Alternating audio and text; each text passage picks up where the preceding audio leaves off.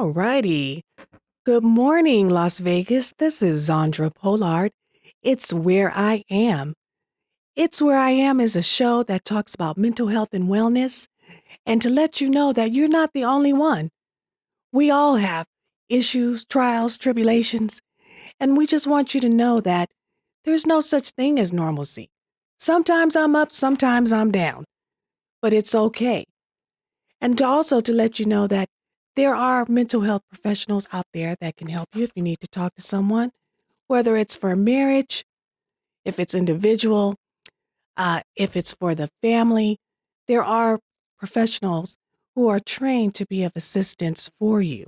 I know that I need them all. I need individual therapy. I need family therapy, and I definitely need marriage therapy. And so usually on It's Where I Am, I'm not the only one. Usually there are a few mental health professionals in the field who are here to help and advise people. So if you would like to receive any help from any of my guests that are on the show, please feel free to contact me at Zandra at itswhereiam.com, or you can go to my YouTube channel, It's Where I Am with Zandra Pollard, and leave a comment. Please like, share, and subscribe. We'd like your continued support, and we want you to know that we are here for the community to provide support and resources for you. And so today, my guest will be Monique McCoy. She'll be calling in a little bit, and I'm going to have some questions for her. I want to ask her about what's going on with homeschooling. I gave it a shot a few months ago towards the end of the semester, and it was definitely challenging. I had to relearn a few math skills to be able to assist my son. And thank God I already knew my multiplication. I knew my algebra. But I'm telling you, when I got to the geometry, I was dumbfounded. And so I had to go online and refresh my memory. But I had some schooling. I had some background where I was able to be of assistance. And everyone doesn't have that. And if you do have it, not everyone has the patience to deal with their loved ones when they're struggling in a subject at home. And so now that we're going into this new semester in the fall and the kids will be homeschooled, how do we handle it? How long do we give instruction? How long should they have a break? I want to ask Monique these questions because I want to be able to assist and help my kids as best as I can. Um, I know some people have some resources for tutoring. I know some people have programs that their children will be a part of. Everyone is not going to be at home. I'm going to be at home, but not everybody's going to be at home. Some of our situations are that both the parents are working, or if it's a single parent home, that one parent has to go to work, and then who's instructing the kids? They're left to do it on their own. And are they really going to do it? I know with me, as soon as I turn around, mine is going to switch that tab over to something else and play a game that I don't want him to play. I want him to stay on his studies, but I know he needs that little break. He needs that 10 or 15 minutes. I got to make sure I make his lunch. I got to make sure he takes a shower in the morning, brushes his teeth, and is prepared for his learning experience. And that can be a lot. Even when they were in school, it took a lot just to get them up, out, fed, to do all of these things to prepare them to get out in the morning. So now that we'll be preparing them to sit in the living room or in that study area, how do we keep them motivated?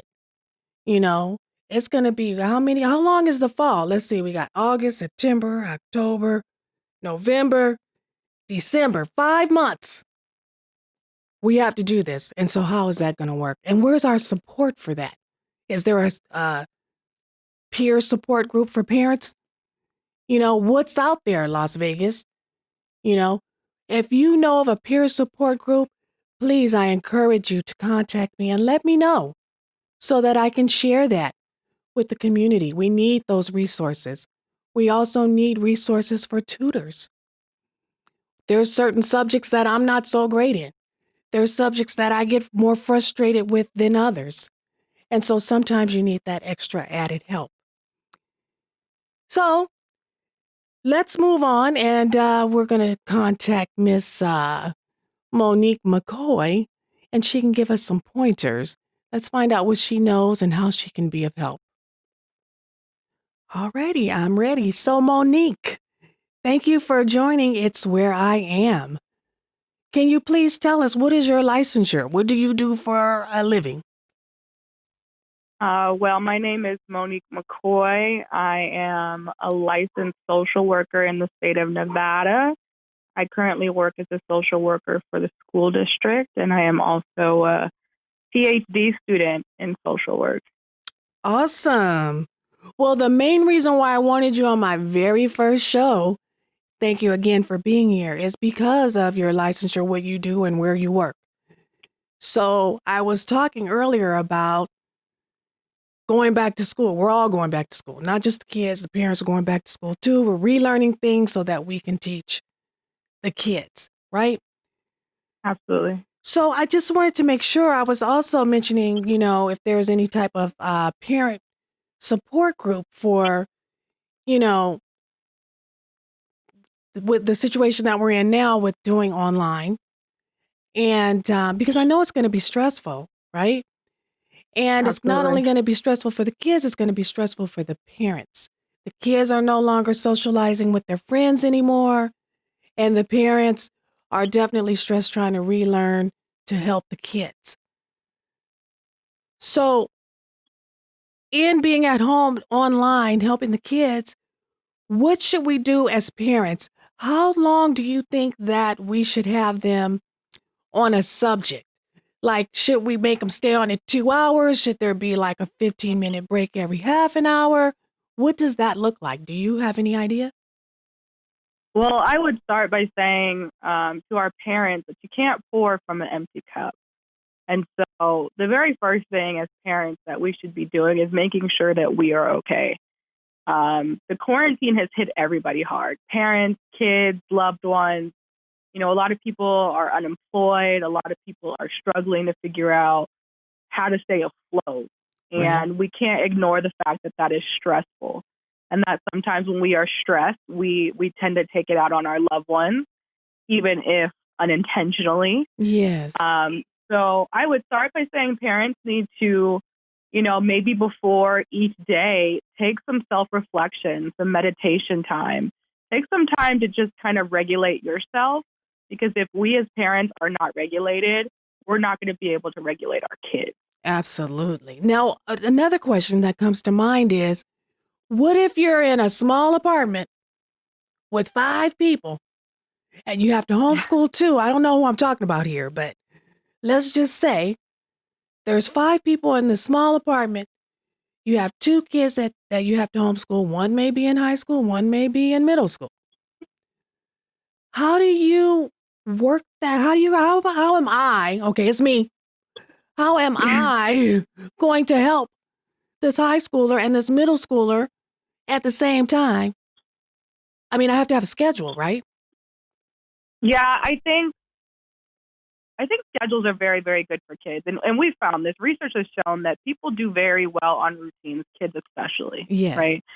So I think that you should create some type of schedule to use as a guide. The schedule does not have to be definite, right? It's not like if you deviate from the schedule, all hope is lost. But I think it's good to have a schedule as a guide.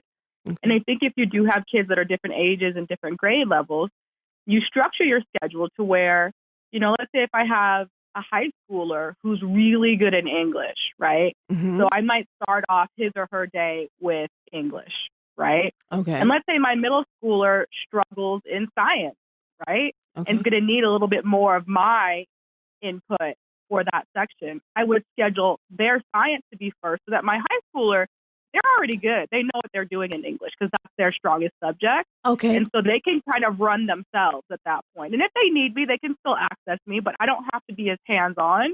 And Right. if my middle schooler is struggling because that's their weakest subject, then I can dedicate more time and attention to that while still being accessible for my other children. Oh, that sounds great. So I'm going to try that out. And see, that's something I'm saying that we could use like with the parent peer support, right? Because I know a lot of Absolutely. times when I get phone calls, I'm just going to be honest. When CCSD or my kid's school calls me during this summer break, I don't answer the phone because I don't want to hear it right. I'm not ready to hear it right now. I'm going to be ready in about a week or two. I'll listen Yeah. to them. But for now, I'm still trying to maintain my peace and order in the home before I tackle that, and that's Yeah. just me. I But mean, these here, are really unprecedented times, right? None of us were prepared for this. None of us really know how to navigate this properly. There's no right or wrong way to do it at this point. hmm And, we already saw in the spring when we were forced to go to distance learning, it is a learning curve, right? right. And there are a lot of things that we're going to have to realign and readjust. And, I think that you do the best that you can with what you got. Right. Nobody expects all these parents all of a sudden be teachers. And we still have our teaching staff to support us and guide us and give us direction on how to make this the best possible situation for our kids. hmm Yeah, I just wanted to say that, again, the reason why I named the show It's Where I Am is because it's about meeting the person where they are, right? And that's so very Absolutely. important. And also to let people know that you are not alone. This show is not about, although I do want to be as positive as possible, I don't want to pretend like I'm being positive when I don't feel positive because I know Yeah. someone else feels the way that I do. And I have to be that voice for those people who potentially feel the way that I do, which is I'm not happy about doing this. Can I say damn?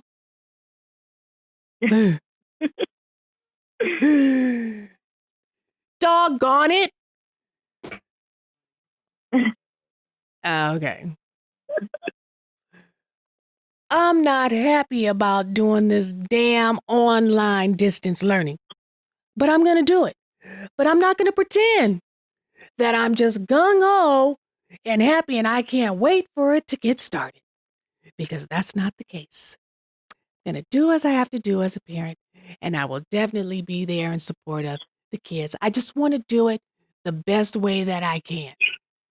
And that doesn't, and it means I don't have a problem with reaching out and asking or letting people know how I feel so that I can be possibly encouraged to do better, right? And I think that's really important. I think that more parents should reach out to each other, create kind of, a safety network because we're all in this together. You know, whether or not, you're familiar with the education system or not, this is still something new. And this is still something that we're trying to figure out how it's going to work. I mean, school Yeah. starts in a couple of weeks and we still don't have all the answers. And I still And haven't so checked my I don't, voice messages, but go ahead. yeah, so I don't want parents to get caught up thinking that they have to be perfect or have to have a teaching degree overnight. No, this is not that. This is, you know, getting whatever foundation that you can from your teachers and from your school staff hmm and doing the best you can, encouraging your kids to get their work done, allowing them to take breaks when needed, communicating with them about how they feel or the adjustments. Because, yeah, these kids are going to miss their friends. They're going to miss being able to hang out all day Yeah. and, socialize. It's going to be hard for everybody. Yes. And I just have to say, and I don't mean to keep going back on this, but I do want to be a voice for the parents that sometimes when I look on Facebook and I look at all these parents saying, oh, I just can't wait. Oh, I would never let my kids go back to school. And I'm just going to be the best teacher. And thank God I have a teaching degree and blah, blah, blah, blah, blah. We might have to ask cousin, auntie, sister, brother to help out maybe 1 or 2 days a week. We may need a little break. So don't you think it may be a good idea to get those support systems ready? Like, um, my friend Crystalline, can you help me out and take the kids to the park for like an hour between 1 and 2? Oh, not right now. It's gonna be hot as hell, but later on, you know, like so that I can have a Absolutely. downtime. Maybe I could take a nap, recharge, be ready. These are the kind of suggestions and ideas I would like to see on the comments. Um, so please, everyone, please just give me your comments and let everyone know, like, what do you think can work for what works for you and what do you think can work for someone else? Um, Another important question I want to ask you, Monique, is what if you have someone in the home who has mental health challenges or someone who may be um, diagnosed with something and not even just with mental health, but maybe something's wrong physically. Like, who knows? But I just know that when one person is affected, it affects the whole house. Yeah, absolutely. And I think that kind of goes back to finding a routine and what works for your family. I've found that during Okay. the quarantine, a lot of our norms were taking away from us, right? So if, you like to work out, the gyms aren't necessarily the safest place right now, right? Or if you like to go shopping, the shopping experiences are different now. Right. And so you have to go back to finding things that bring you joy, So, but right? And I think, what about the mother who has a child with autism? Okay. I'll give a better example. A mother who has a child who has autism, and there's another child in the home that's in the, let's say, 6th grade. That can be challenging because the one that's diagnosed with autism is going to require a lot more time.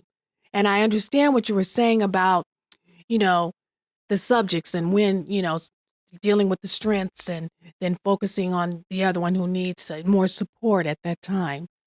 But what if that child requires most of your time and attention? As a professional, what is your advice on how to work with that kind of paradigm? well, I think you can take that one of two ways. I mean, you can do like we said and have a support system in place to say, okay, hey, can you come over and spend some time with so and so while I take my other child to maybe go do something, Okay. go to the park or get ice cream or something. You have that support system. Mm-hmm. But in the case that you don't, because all of us don't have, Exactly. necessarily people we can rely on, Right. it goes back to kind of structuring your day to allow for some time for each individual child. And for that child that requires high needs, I think it's always important to communicate with the other child about what's going on. Because Okay. children are a lot smarter and more observant than we give them credit for. Kids Yes. see everything and they understand a lot more than we give them credit for. So, you take that other child to the side and you say, hey, this is kind of what's going on. I know it's hard for you, Mm-hmm. but your brother or sister is going to require a little bit more. you know if you could just bear with me, and then when we get some free time or I can get them regulated and settled down, then you and I can do some things together. And you make sure you keep that promise and you schedule that time to where you can give that attention to that other child as well. It's a balancing act. It's Right. not easy by any means. I mean, even if you have two, you know, non-diagnosed kids, it's a challenge, Right. So it's not to say that it's just a simple fix. It's going to take practice and it's going to take time, and sometimes your other kids may not understand, and they may become dysregulated, and you're going to have to dedicate a little bit more time to them. But the more you get the kids kind of on a routine and a schedule and have communication about what to expect, Mm-hmm. the kids will adjust. And a lot of times when kids know what to expect, they can regulate better because there's no surprises. There's Okay. no uncertainty. I know what's happening next, so I don't have to worry. Makes sense. Makes sense. And then it has to constantly be told, right? Like, I know I can't tell my child to shut the door once because he's not going to shut the door one time. It's going to take 500 times for him to shut the door. Yeah. So we have to keep reminding them, as I'm hearing, that we need each child to understand that we're going to have to work with both of them and just kind of explain the situation repeatedly, right? Maybe a Yeah. couple times a week. I know we can't keep saying it every day, but a few No, but times a week we can send understand that reminders. if we want our kids to be patient with us, we have to also be patient with them. Yes. And I love when people say that the kids are adults with just different emotions. I mean, they're little adults, really. They have bigger emotions sometimes, and we have to look at it that way, as that they feel just like we do. And so we can't become impatient with them and say, oh, well, you should just sit down and be quiet because I told you to. No, they have emotions and feelings too that we need to recognize and we need to acknowledge. Right. We can't be an authoritarian. Is that correct? I'm not saying that.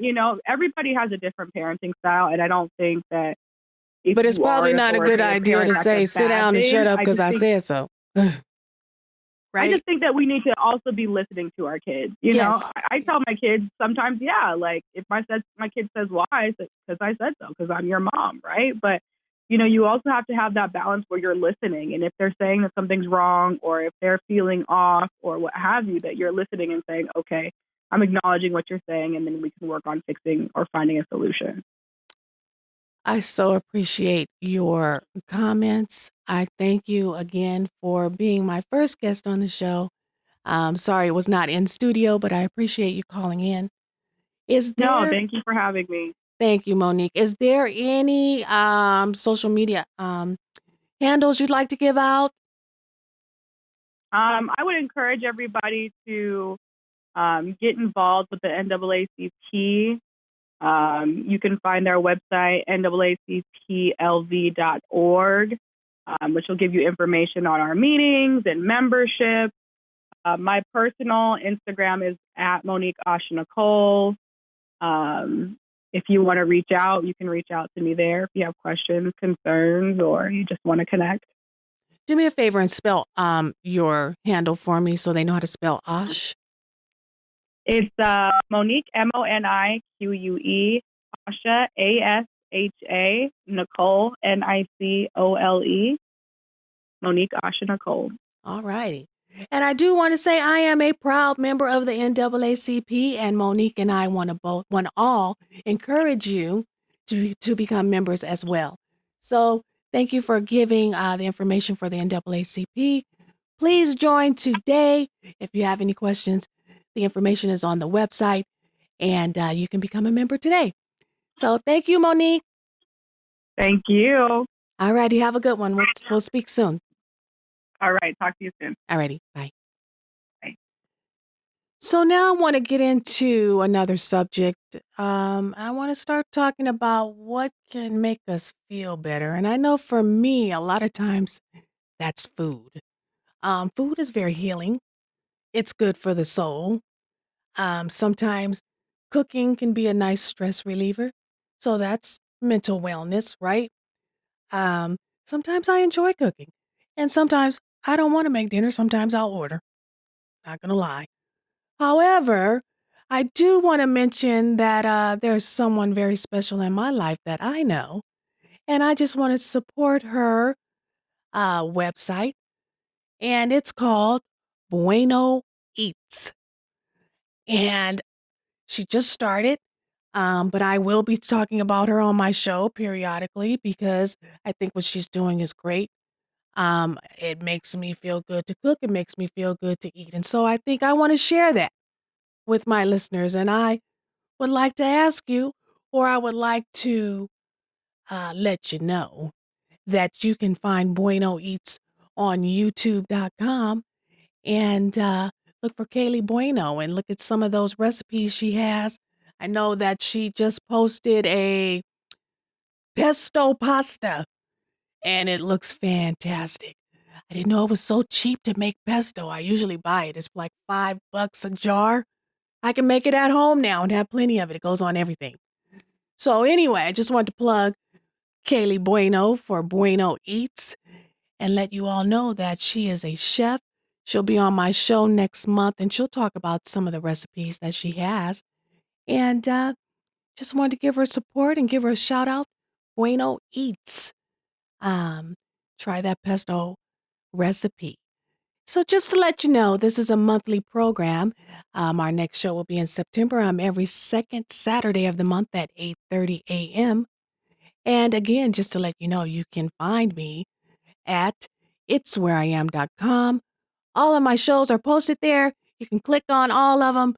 Please listen. There's information for everyone. There's some comedy on there. I know I have a comedian, Faison Love, for those who know Faison or Big Worm. He was a guest on my show a few months back, and he's on there. I have Chris Spencer on there, who is a great big producer out in Hollywood for Blackish and some of the other spinoffs from there, Grownish and so have you. But he's been a movie producer for quite a few months, and he was a great support for It's Where I Am late last year. And there's several shows on there I'd like for you to check out. Some will make you laugh. Some of them I'm sure you will be able to identify with. And hopefully there's some things on there that you can learn from. Um, Also, just to let you know, so September we're going to have Kaylee Bueno on from Bueno Eats, and she's a chef, and she'll be talking about some of her great, wonderful foods that she's making. And then in October, we will be talking about it is Cancer Awareness Month. We will be having that very heavy discussion, but it will be with a wonderful, lighthearted guest who I love, Nikita Dove, will be here in October. So please make sure you tune in for that. Alrighty, so that's the itinerary for the next few months. I'm looking forward to hearing what you have to say, and maybe we can add more to the discussion. So it's where I am with Zandra Pollard, and remember, you're not the only one struggling. We all are. So join me here next month, second Saturday of the month at 8:30 a.m. It's where I am with Zandra Pollard. Thank you.